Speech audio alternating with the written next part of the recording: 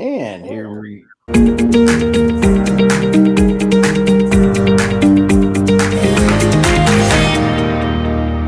Oh, I just love that intro. Welcome, everybody, to the Energy Realities podcast for what is today, May 13th, 2024. I'm David Blackmon.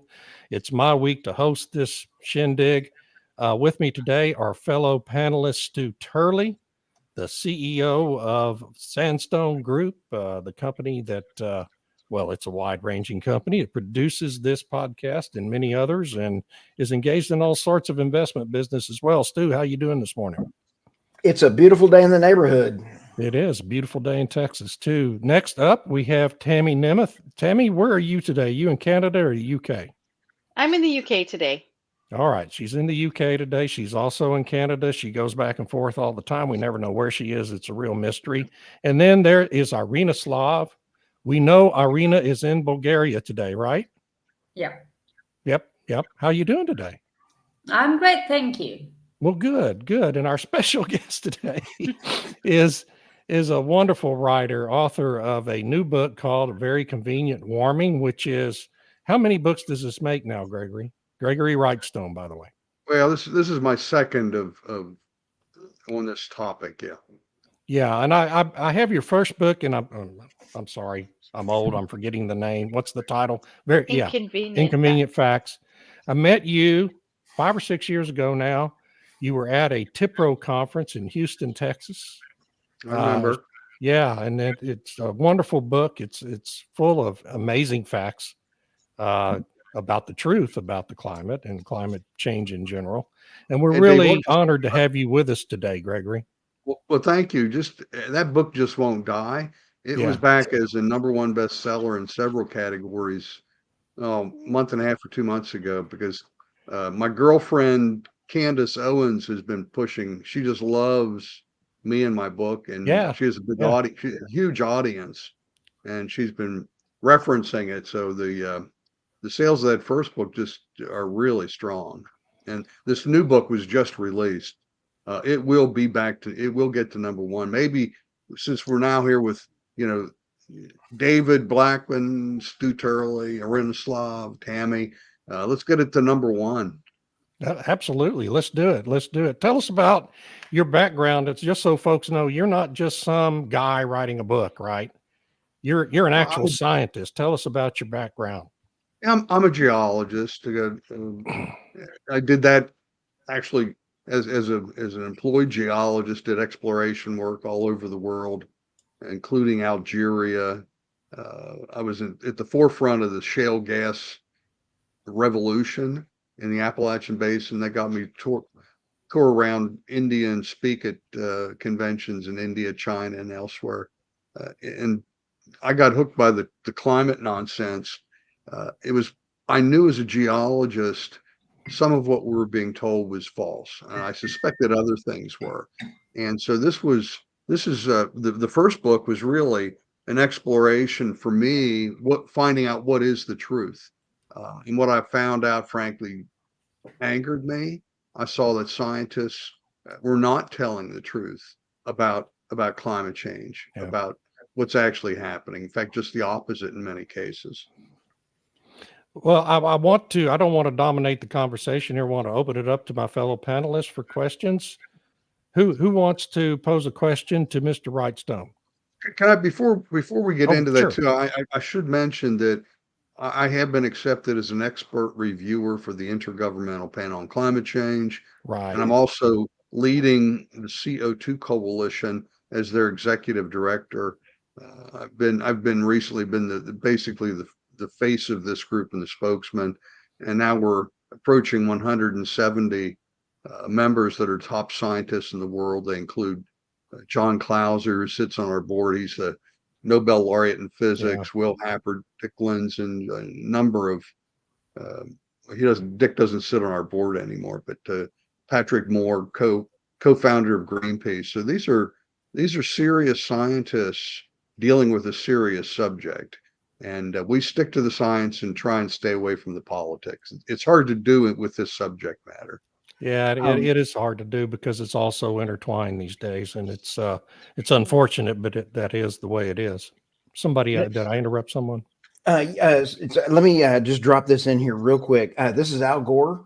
Al Gore is letting us know that he's still around. So hang on here. There he said back in 2009, 75% chance Arctic ice gone within the next 5 years, 7 years. 8 years later, Arctic's still here. Let's look at fossil fuel stocks like Exxon and Chevron. They're closing the day higher. We got greedy stocks, Tesla and First Solar. Sorry, that was Al Gore. He was just trying to be relevant for a few minutes. Sorry, Irina, didn't mean to interrupt you there. Sorry. No, that's okay. I wanted to ask a very simple question. Why are so many people lying about climate change? That's a good question. I'm asked that a lot, and I'm going to my stock answer is I don't know, because I can't see inside men's and women's souls to see what their motivation is. But we do know, as a scientist, I know I can tell you what they're saying, and then I can show you the facts that dispute these claims of increasing fires, expanding deserts, increasing rapid increases of sea level rise. We can use science, facts, and data to push back against this. Irina, you're just as qualified, and Tammy and Stu, you're all just as qualified, and everyone watching this, to tell us why they're doing it. As a scientist, it's my role to tell you what the truth is about these claims. And is it control? Is it funding? It could be all these things. We do know that if you don't toe the company line on climate change, your funding will dry up, and you may be booted out of the university setting that you're in. Yeah, there's no question about that perverse incentive for sure. Tammy? I really liked in your most recent book the section on biodiversity and the whole sixth extinction, mass extinction, which is just ridiculous when you think about it. And I really liked how you guys you brought in the facts about, this is how the data is being manipulated. And I think that kind of speaks to Irina's question with respect to why do they lie? The fact that they have to manipulate the data is so striking. And I'm wondering if you could just speak a little bit for maybe people who don't know what the sixth mass extinction is and what. Yeah, there are claims that extinctions are increasing greatly. We've not seen anything like this since the fifth mass extinction, which put the death to the dinosaurs. It's just completely false. What we see is there was a UN report released a year and a half or 2 years ago that claimed that they had a chart that showed skyrocketing extinctions. But I looked at that chart and I looked closely. My internal BS detector was ringing loudly, and I said, something's not right here. And I went back and I looked, and they only used one data point per century, going back to the year 1500, and they did it cumulatively. So one century on top of the next century to get it to look bad. And I went back and looked at that same data from the IUCN Red List, which is the Bible for endangered species. And the Red List, I looked, they report extinctions by decade, going back to 1500. And I found that contrary to the UN claim, and the UN claimed that there would be 1 million species at risk of extinction in the next several decades. Yeah. Well, I went back and looked, and nothing of the kind. If you look at it, you'll see that extinctions did peak because of us in the late 1800s, early 1900s. We were introducing non-native species, rats, things like that, mostly these extinctions occurred on islands, even Australia, New Zealand, and these species just got wiped out. Because we were introducing these non-native rats and things to the islands. Since the early 1900s, though, the rate of extinction has been in significant decline, completely opposite of the claim from the UN. The UN report, if you figure it out, they're claiming that 25,000 to 30,000 species are going to go extinct over the next 30 years. Well, think about that. According to the data, over the last 40 years, we've averaged not 200, not 2,000, not 200,000. We've averaged 2 species going extinct per year. Quite a bit different than their claim of 25 to 30,000. And that's what the data shows us. This is government data. that I used in that book. And you'll be interested. We've got a series of videos we're doing here at the CO2 Coalition. We're calling it the Climate Chronicles. If you go to the CO2 Coalition YouTube page, we just posted our last one Friday, on extinctions. These are high quality videos that we've got. And you can go to our website and search for extinctions to find that. And there is also the issue of species being rediscovered. Animal species that were thought to be extinct, they're being rediscovered. I actually tasked my daughter to do a little bit of searching and to collect some information. She got to about a dozen and said, I can't do it anymore. There's loads of species being rediscovered, but that's not being talked about so widely. Right. Yeah. And the key here, when we talk about extinctions in the UN, I agree completely with the UN's claim in the same report that what's the greatest risk for endangered species? It's habitat loss. I agree with that. What's their solution to this non-existent climate crisis? Pave over tens of thousands of square kilometers of grassland, prairie, cut down mature forest to put up wind turbines on mountains and hills. So their solution is more habitat loss. So I guess we have to destroy the environment in order to save it. Well, the state of California just approved an enormous solar farm that's going to cover like 10,000 acres of the Mojave Desert, and they gave them permits to dig up and kill 4,200 Joshua trees, which are on the protected list of the Endangered Species Act here in the United States. So that's what they're willing to do to build just one solar farm, and not to mention all the arable farmland that's getting covered up with solar panels and condemned by big wind farms these days. Well, it's like with the whales. Populations, and whales and eagles. Yes, and the whales, right. Yeah, right. It's different. And so it's double standards again. And we talk about, wind turbines too, killing millions every year of birds, bats, and particularly probably maybe billions of insects, which are the base of the food chain. And, people will push back, the climate alarmists will say, oh, but cats kill many times as many birds as wind turbines. But the birds that these wind turbines are taking out, they're not sparrows or robins, which we have in huge quantities. These are the big hawks, golden eagles, and bald eagles. Right. And bald eagles, the take limit from the U.S. Fish and Wildlife Service is over 15,000. Bald eagles are allowed to be killed every year, which is unconscionable. And I'll suggest if you have a cat that can take down a golden eagle and kill it, I would keep that daggone cat away from the grandkids. My cat can't even deal with ravens. That's one bad cat. My cat thinks he's tough, but he can't even deal with a raven out in our front yard. So we keep him in. Oh God, I forgot what I was going to ask. Oh, the whales. Yeah. You pointed about taking permits. It's not widely known that Bessie, the federal agency over the U.S. offshore, has issued more than 80 take permits to big wind developers in the Northeast to kill whales.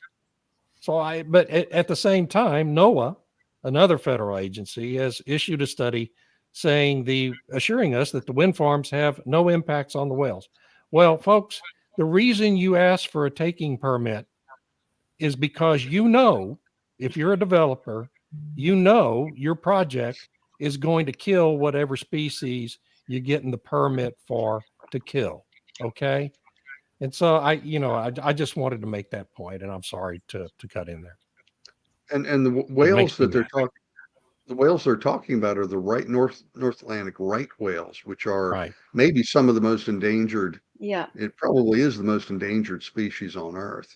And there may only be less than 200 of those left. And the takings that they're talking about that have been approved are more than double what the entire existing population is. So, and these whales too, they could be harmed terribly through the sonar, and now they're going to start pile driving, which could damage their navigation. And these whales could, if they're damaged and their hearing is damaged, they could travel hundreds of miles before they're maybe hit by a ship or whatever. They're driving these whales into what are now the shipping lanes. Yeah. It's just unreal that, like you said in the book, you got to destroy the environment and destroy the whales to save the planet or something, which is just so ridiculous. One of the questions here says, what do you think about CO2? You're part of the CO2 Coalition, and I know there's a big chunk in your book talking about the greening of the earth and everything. And maybe if you could just share with everybody what's your position on CO2? It's hard to separate what's happening today with climate change and are we in a warming trend? Yes, of course we are. We've been warming for more than 300 years, and that's the important part. We'll get to the CO2 part of this in a moment, but that warming trend started more than 300 years ago in a very low carbon dioxide environment. And so the first 250 years of this warming trend had to have been naturally driven, not driven by increases in CO2. And we've seen huge benefits. And of course, the title of my new book is A Very Convenient Warming, How Modest Warming and More CO2 Are Benefiting Humanity. And that's really, really, I call it the greatest untold story of the 21st century, is how Earth's ecosystems are thriving and prospering. And because of that, because of warming, more CO2, nitrogen fertilizer, human conditions improving, humanity is benefiting. From the warming trend, we see that growing seasons are lengthened. That's a huge, huge benefit for agriculture. Killing frosts end earlier in the spring, arrive later in the fall, so you can get more plantings in. If you've got an apple orchard, what do you fear the worst? You fear a late spring killing frost. It can just wipe you out for the year. Because of this warming, in fact, in the continental United States, the warming has meant we've seen a more than 2-week increase in growing seasons in the continental United States. And we see similar, of course, throughout the world. And what we're seeing, this is being turbocharged by increasing carbon dioxide that's fueling plant growth. One of the arguments that's been made to push back against this is, well, yeah, they can't be, the alarmists cannot dispute that CO2 is driving crop productivity higher and higher. Right. But what they're saying is causing a decrease in nutrition. And we've just completed a new paper on that. Dr. William Happer, we've got another professor from Paraguay. We've teamed up to create this new paper that disputes that. We took a look at the nutritive values of agriculture in a high CO2 environment to find that that's just false. In fact, the problem in the past has been low CO2 that wasn't allowing crops to reach their full potential and full growth potential. We're not there yet. Crops will continue benefiting. We're at 420 parts per million, which is a 50% increase since the Industrial Revolution. And that increase is due to burning the fossil fuels mainly. And I'm okay with that. Because more CO2 is better. Our unofficial motto here at the CO2 Coalition is we love CO2 and so should you. And so we're huge proponents of that. And also the other thing here with agricultural productivity is an increase in the use of nitrogen fertilizer, which might be responsible for 30 to 40% of crop productivity increases over the last 50 years. Those three things, warming, CO2, and nitrogen fertilizer, means that we're breaking agricultural productivity records year after year after year. In my book, I look at the top 8 crops worldwide and find that each of these 8, again, are just breaking records in terms of tons per acre, bushels per acre, year after year. And the important thing here is crop productivity, agricultural production is outpacing population growth. We have these nihilists, these people promoting a Malthusian idea we have too many people on Earth and we need to cut back. Yeah. As long as we're able to feed them and we're going like it is, we'll be fine. And we can thank CO2 for that. And we can also thank CO2, these higher levels of CO2, can't we, for the greening of the earth, just in general, that's happened over the past half century. You look at old photographs, and one of my favorite anecdotes is from Ulysses S. Grant's autobiography when he was serving in the Mexican-American War in 1948, I think.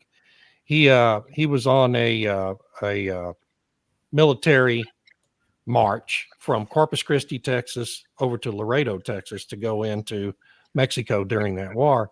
And he writes about the landscape of South Texas and talks about the absence of trees. There are no trees. He says there's no vegetation higher than a scrub brush. Today, if you go down to South Texas, that same region of South Texas, it is covered up in oak trees and mesquite trees and all manner of other kinds of big trees, and has been for many decades now. Isn't that really that's happened due to the increase in carbon dioxide in the atmosphere, right? It is, and warming. Yeah. Because the warming means that we can have vegetation and growth Right. at higher altitudes, higher latitudes. So with apologies to Jimmy Buffett, it's really about changes in latitudes, changes in altitudes rather than attitudes. So we're seeing that in a greening of the earth. We're seeing because of CO2 fertilization, deserts are actually shrinking. Plants are able to withstand drought and dry conditions better because of more CO2. We're seeing the southern Sahara, an area known as the Sahel, that's turned into a lush grassland. They're farming there where it used to be nothing but desert, and it's really, really a good story. It's hard to, they say if it bleeds, it leads, and that's what we're seeing with climate change. If you tell a pretty good story to make people scared, it's effective. Fear is one of the great motivators. Hunger, fear. These are great motivators, and they're using hunger and fear to push this climate agenda. And again, to Irina's question, what could possibly be their motivation? This is an anti-human agenda that we're seeing. It's anti-human, and it's I don't want to be part of it. And this is my mission, and the mission of those of us at the CO2 Coalition is to tell the truth and get the facts out there. We've just, here at the CO2 Coalition, I'm going to brag on our people a little bit. We have seen just explosive growth of our group because over the last 2.5 years. People are responding to what we're doing because we are doing something. We're out there going to the state capitals, testifying before governments. I was just back from Wyoming, testified at their Senate Agriculture Committee. A week after I got back, the Wyoming Senate voted 16-15 to strip $257 million out of Governor Gordon's green energy budget, and they slashed it. And the Senate Agriculture Committee Chairwoman Sherry Steinmetz credited our work that we did and the report that we did on Wyoming. Our title of the book was Wyoming and Climate Change. CO2 should be celebrated, not captured. But she credited us for giving them the science, the facts, and the data. So that's what we're doing. But this explosive growth we've seen, David, has just been, it's amazing. We're getting 99.9+% of our donors are small individuals. We're not getting fantastic. If an oil company wanted to fund this, fine, I'll take it. But we're not seeing it.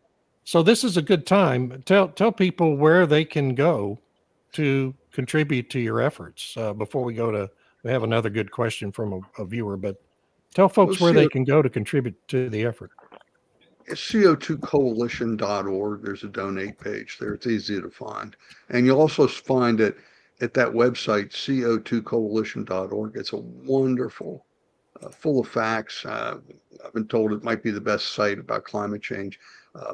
And also, David, you'll be interested to know our membership was very concerned about the state of science education in America. And we said, you know what, we're going to do something about it. We put a committee together. These were almost all PhDs, chemistry, physics, geologists. These were, you would think these people were eggheads, with their vast degrees and their and their physics. But what we've done with this group is amazing. We launched our new website, which is CO2 learningcenter.com, co2learningcenter.com. So we're publishing books. The first series of books were a series of comics that trace 3 girls in rural Oregon that lived on a tree farm, and we give our science through these, and their neighborhood was a scientist and he teaches these girls about what's really going on. Our next series of books, I've just completed the first of this new series, and I call it Chloe the Clownfish Sleeps Well at Night, because she lives with her mom and on the Great Barrier Reef, and she's been told that they're in great danger. And we're using this as a vehicle then to tell what's really going on with the Great Barrier Reef. So I work closely with Dr. Peter Ridd, who's one of the top Great Barrier Reef experts. So he was our go-to guy and that's what we do. We go to the top experts, we get the science, we get the science right. And we're seeing, for example, the Great Barrier Reef. It's having an amazing resurgence, isn't it? Yeah. And there's been a recent bleaching event, but we find these bleaching events, it's anytime they get stressed, the coral polyps kick out the algae that reside in them, and the coral itself has no color. It gains its color from the algae that lives inside of them in a symbiotic relationship. And then when they'll find another algae that's a little bit different, that will acclimate better to whatever the changing condition is. But we see the expanse of coral at the Great Barrier Reef is greater than it's been since probably 1980, when they started really measuring this. Wow. Well, we'll include all that information in our show notes, by the way, folks. So don't worry if you didn't get the websites down. We'll have it in the show notes. Travis Lynn wants to get Mr. Wrightstone's thoughts on where he envisions solar and wind can be integrated with existing carbonaceous energy infrastructure here in North America, finding synergies, if you will. It's a great question. Yeah. That's a hard one to talk about, because I'm very much opposed to, if we talk about electricity, there are 3 words that I use: reliable, abundant, and affordable. Yeah. Solar and wind don't meet any of those qualifications. If you want reliable, abundant, affordable energy, you're going to go to coal, natural gas, nuclear.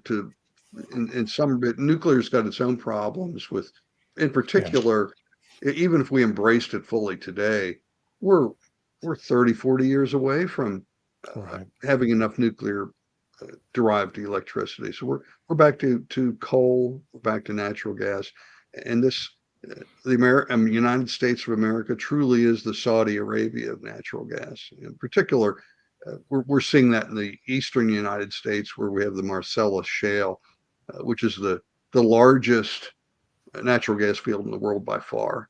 And I was honored to be the co-author of the first comprehensive peer-reviewed paper done on the Marcellus Shale. It was back in 2007. And again, I got to travel all over the world. In fact, I was a keynote speaker at one of the first, at least, shale gas conferences in China and in India. And so this country is just blessed with many generations of natural gas resources, and oil too. And coal. I mean, I think with demand skyrocketing the way it is, Gregory, and I wonder what your view is on this. I mean, demand is exploding in this country now because of AI and all the other charging needs of electric vehicles and things like that. I think we're going to have to not just stop mothballing coal plants. We may be, in order to meet demand, in a spot where we're going to have to start building new coal plants here in the very near future. And I wonder what you think. Do you think that's possible? Do you think the federal government? Yes, I think it's possible, depending on how this next election goes. Yeah, not to get into politics, but yeah. Yeah, Is it possible? Yes, but it would take an awakening in America, and people in America, the politicians, just the general population, needs to be aware of the facts that are being hidden from them, and they Yeah. are being hidden. And once they see what the facts are, people, I just traveled from Florida yesterday, an Uber driver, people, just random people, Uber drivers, are just thirsty. Every single Uber driver I've ever ridden with over the last several years, just a general sampling of our population, are just they agree with me. They want to learn more. They're thirsty for this information that's hidden from them, and they need to silence me and my colleagues at the CO2 Coalition, because we make a compelling argument. We not only compelling, but it's science and fact based, and they have to keep us quiet. They need to silence us, censor us, and they're doing a really good job of it. And so it's our mission is, how do we get our message out there?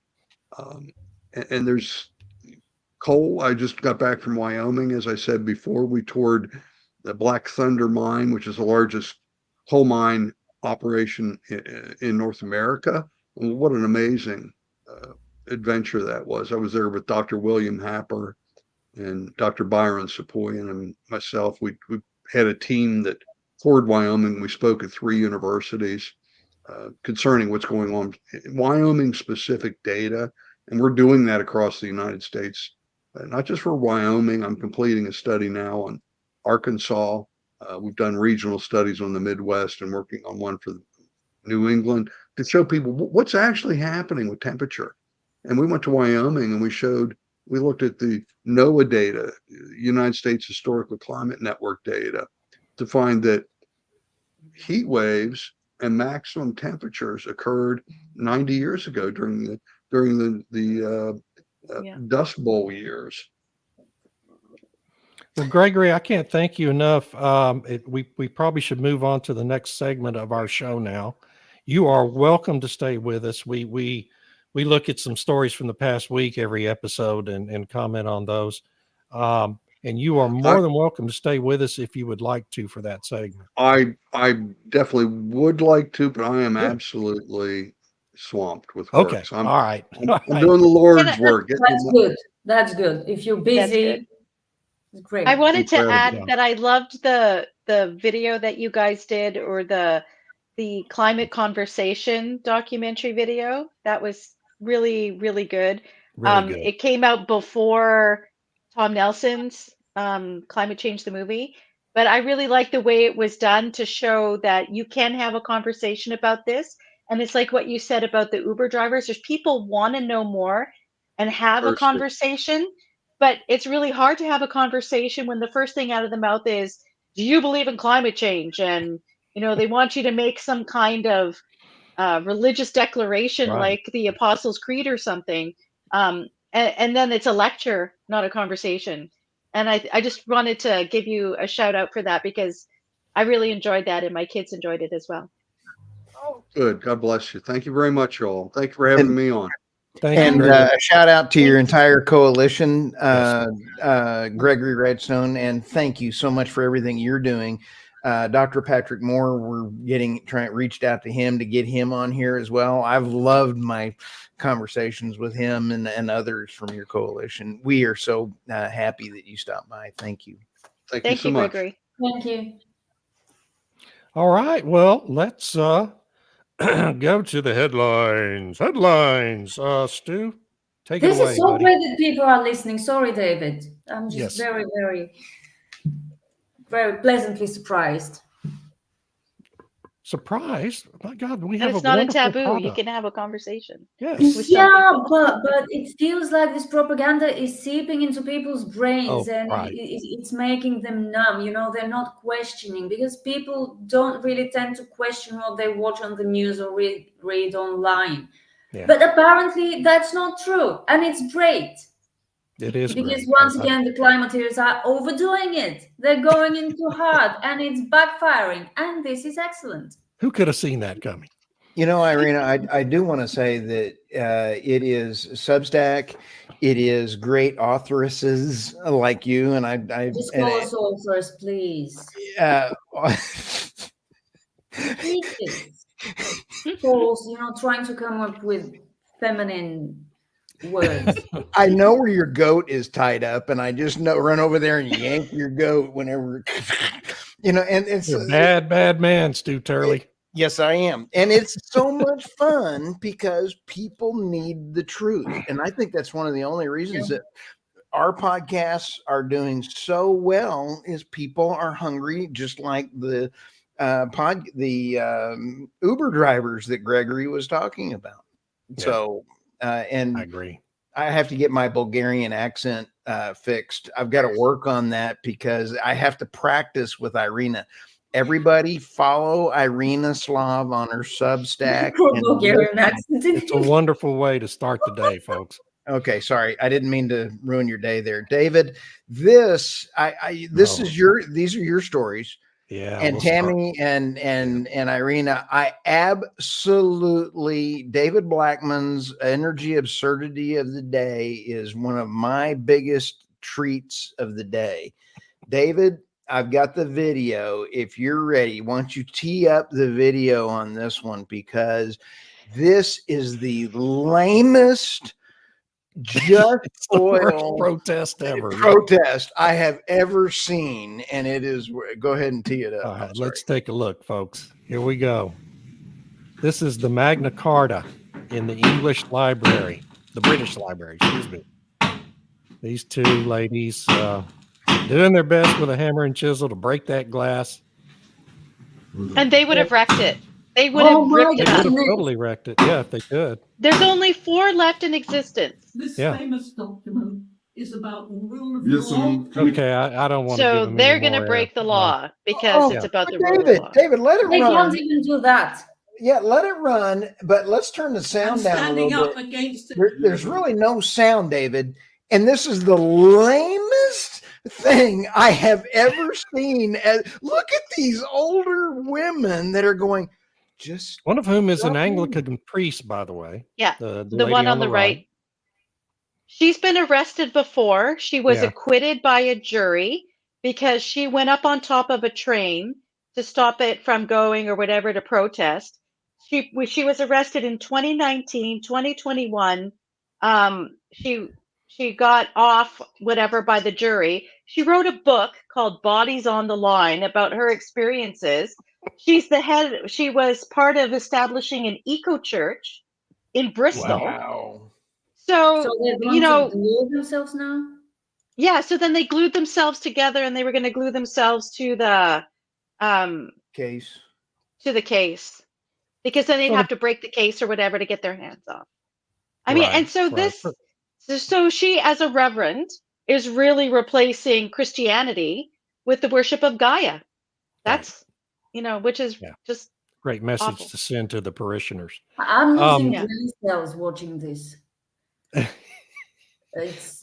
One point I want to make on that is the point I always like to make on these protests is these ladies could not stage this protest without the willing and active cooperation from the management and security personnel at the British Library, because to get into that place, you got to put your bag through an X-ray machine. You get wanded. There's all sorts of security and cameras, and they had to be allowed to do that by management and security to stage that protest. David, you are dead the on guy right. videoing. Yeah, nobody stopped them from trying to chisel their way into the document. Irina, the guy is saying, "Don't stop, don't." Last time I heard somebody say "don't stop," it's like I'm going into a cookie jar and you're not going to stop me. This is absolutely ridiculous. Sorry. So to conclude, is punishing these people is great. You need to do it. Throw them in jail for the rest of their lives, however short that may be. And but you also have to punish the people who are facilitating what they're doing. As soon as you start punishing the management and security personnel who enable this to happen, this kind of stuff will stop. But not until then. That's like the universities going on right now with all these stupid protests. The university administration enables it. The leadership of the British Library or the museums or the art galleries, they're all enabling this as well. So how do we stop that? That's the challenge. do they hope they're going to get more visitors so people can watch people vandalizing works of art and historical artifacts? Yeah, because here in Britain, they think that people are swayed by the emotion that we care so much about Earth that we're willing to destroy the beauty and whatnot that humanity's created. That's the mentality. And unfortunately, that is persuasive to a certain segment of the population that tends to be wealthier, better off, and has, that sort of upper middle class type of people. Those Right. are the ones who are doing the gluing and terrorism. These are not disadvantaged people staging these protests. Yeah, of course. Nor are these they minorities for the people are most part. busy. They're almost universally white Yeah. people. Yeah. And because I think people who are not as affluent understand that what they're doing makes energy more expensive and makes people live by toil rather than having a good life. Yeah. I'm gonna let's go on to someone else. We've spent too much time on me. Whose are these? These are mine. Okay, go, Irina. Where's this Who's music singing? coming from? Yeah. It's Stu's phone. That's actually the first one. The first story about the IEA and OPEC Plus ties in very well with the two old ladies, because the old ladies are trying to destroy the Magna Carta, and they want to just stop oil. But the IEA, which also wants to stop oil, is now warning OPEC Plus to keep pumping, because otherwise oil will get too expensive and this will fuel global inflation. Yeah. Oh my God. I If you know can you Can't can. make this stuff And up. yet he said it. Yeah. Yeah. There is no sense of shame. There is no sense of shame. Wait, isn't oil what's causing global boiling, according to the UN Secretary General? Yeah, apparently. I'm a little confused here. Anyway, sorry. Earth's on fire. I don't think they think about what they say. Like no memory. What they say Yeah. one week is contradicted in the next week. Absolutely. And you have no qualms about, no misgivings at all. Yeah. Shameless is such a No good memory word. and no shame. Yeah, and the funny story is that the UK has decided to not try and switch people from natural gas heating to hydrogen heating because of local opposition, and because you won't believe this, because of the cost. They said the money been. would be better spent subsidizing heat pumps, which don't work. So No, but it's like they made this new discovery that the hydrogen they wanted to use is not going to be free. It's not going to cost pennies either. well, I like the thing, we don't have enough supply of hydrogen. Yeah. Okay. Sure. But I mean, one of the proposals that they were doing, Irina, was that they were going to have the pipeline side by side, like the natural gas and the hydrogen. And people That's said, brilliant. That's wonderful. When the hydrogen pipe blows up, it will blow up the neighboring gas pipe. yeah. And so that's why people were resisting and saying, what are you doing? This is crazy. What are the safety protocols? Has this been trialed in a different area? Because they wanted to do like a community of 10,000 homes, or like it was quite large. And they said, can maybe do a small trial first and see how that works? Are there issues, what if something explodes, but and so in the end they're like, okay, we'll just scrap it for now and subsidize heat pumps instead. So the new motto of the Rishi Sunak government is a Hindenburg in every home, right?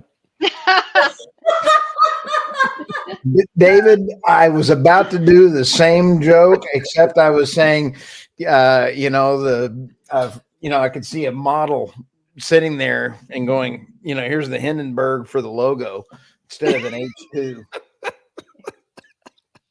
This Yeah. is Oh, you just cannot make Can't this make stuff it up. up. It is so awesome. It's just so awesome. so many people are working hard to make it real.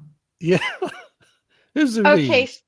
that's mine. Sorry, the Okay. headline didn't come up right. So is the sustainability thing, whatever, but they've decided to create a whole new business called carbon markets, where basically they're going to be, what's the word for it? A pimp, I guess is one way you could describe it, where if a company has too many scope 3 emissions, they will be the sort of liaison to match them up with carbon credits. And the point is to have the carbon credits in developing countries that are preserving their nature. And So, living in poverty. and live in poverty. So if you have too many scope 3 emissions, which is oil and gas companies, then you'll have to pay money, sort of a Dane Geld, to developing countries so that you can get carbon offsets. Because the way all the new standards are, like the ISSB standards and whatnot for global ESG and the CERD, which they mention here in the EU, it's absolute emissions. So even if you've got some kind of carbon capture going on, you still have to report your absolute emissions, and then you would have to buy carbon offsets or whatever for your absolute emissions in order to balance it towards zero. Which If I you don't have to know. do that, It's what's the point of capturing the carbon? right. Isn't that a double dipping? Yeah. I mean, there's no Yeah. real way to demonstrate that, okay, I'm using carbon capture here. All you're allowed to get is credit for buying carbon offsets from elsewhere. So it's stupid. I'm Maybe they'll confused. fix it. I know I'm it's confused. The activists hate carbon capture because it will allow oil and gas companies to keep producing oil and gas. They also hate carbon offsets for the same reason. yeah. They're at And odds yet they with keep their finding sponsor. ways to engage in the scam. It's amazing. But my sense is that these carbon markets might be more for, say, the data farms, because they take The 100% so much renewable energy, Yeah. right? And so I think maybe they're designed more for that. But I mean, will be happy to take money from whoever, whether it's death by 1,000 cuts to an oil and gas company, or some kind of data server farm that needs to offset. They're happy to take that money wherever. There'll be that middleman. Business people. Right, for sure. Wow. And then the other article there was a new study by economist Philip Cross and Jack Mintz in Canada about Canadian resources, and that Canada should stop being ashamed of having resources, because Canada has a lot of resources. And they talk about oil and gas and coal and everything as being the golden goose. But all the different policies that are being implemented in Canada towards net zero basically kills that golden goose. And so they've written a report, and this article is just a summary of their main points, which is stop being so embarrassed about the bounty that Canada has, and get out of the way and let us be able to develop it and use it. It'll help the world and Canada. So that's it. Amen. Good points. Yeah. Okay. And Mr. Turley.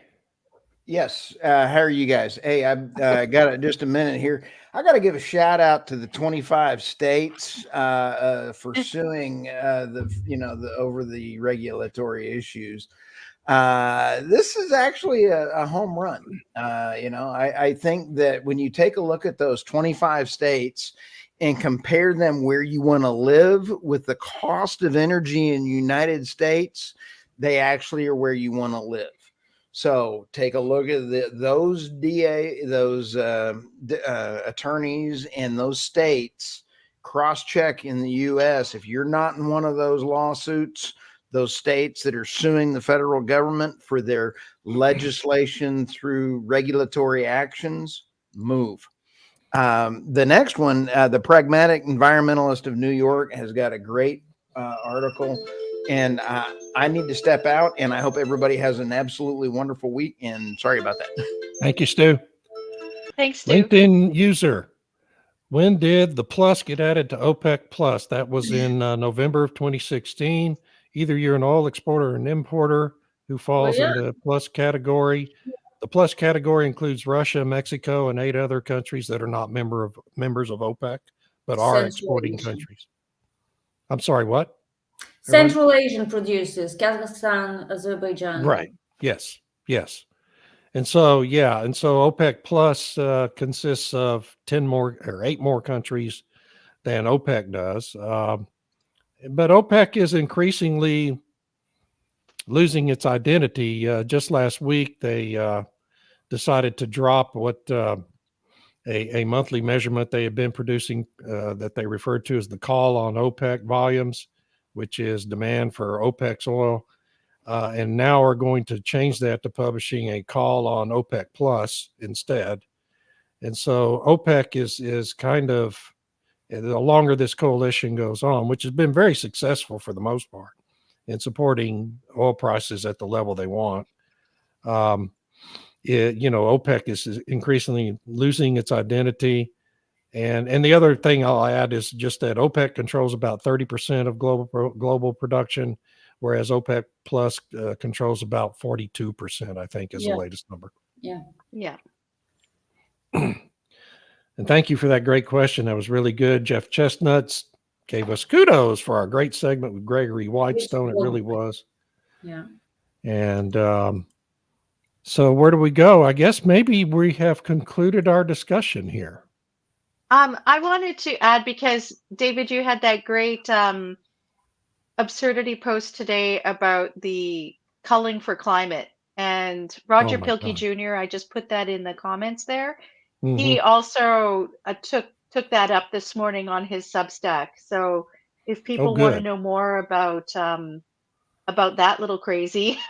Well, I'm sure Roger's write-up is a lot more detailed and erudite than my lampooning of the guy was. So I loved your lampooning. That was perfect. Yeah, I think maybe I'll get more laughs.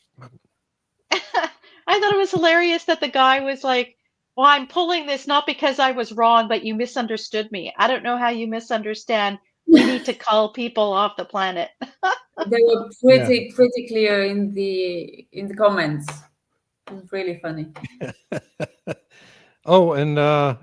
LinkedIn user has added is the plus equal to BRICS? Well, not exactly. No. Kind of, sort of, but not exactly. BRICS also includes Russia, but it doesn't include Mexico and the Central Asian countries. BRICS does also include, however, some OPEC countries now, including Iran, United Arab Emirates, I believe, Saudi Arabia.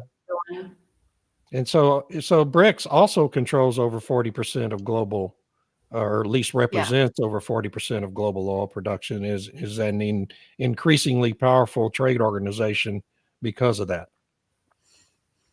Well, I think the differentiation is that there's the OPEC members, and then the plus they're sort of aligned, and they kind of watch what OPEC is doing and then kind of try to take advantage of it to some extent, but they're like non-OPEC participants. I think that's how the Energy Information Agency describes it. So that's the Energy Information Administration. Are you talking about the IEA or the EIA? The EIA, sorry. EIA, yes. I said that the one we can actually trust somewhat. So far. The IEA, of course. Anyway. With that, I suppose we can close out by showing this last video Stu had available to us. How many times does he have to prove we can't be trusted? That is Joe Biden summing up his whole administration. You've done a stellar job. Yeah. Oh, God. Thank you all so much. This has been so much fun. Thank you to all of our viewers who submitted these great questions and comments. Always appreciate that. Would like to even have more of them if next week when we come back. Irina and Tammy, I hope you have a wonderful week. You too. Bye, everybody. Bye, everyone. Thank you. Bye.